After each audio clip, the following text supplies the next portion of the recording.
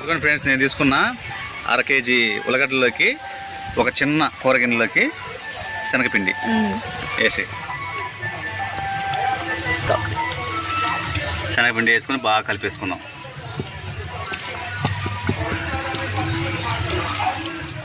ఈ విధంగా మెత్తగా ఎనిపేసుకున్న తర్వాత ఈ ఉల్లగడ్డ కుర్మా కొద్దిగా చిక్కబడిన దాకా ఉంచేసుకొని తర్వాత దించేసుకోవడమే, అంతే.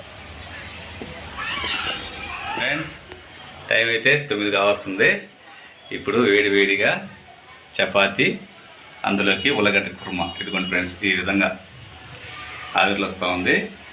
ఈ విధంగా చిక్కగా వచ్చిన తర్వాత ఇంకా మనం చపాతీలకి సర్వ్ చేసుకుని తినేయడం చాలా బాగుంటుంది టేస్ట్. ఆ నేరుగా ఇద్దరు కేసి తింటారు.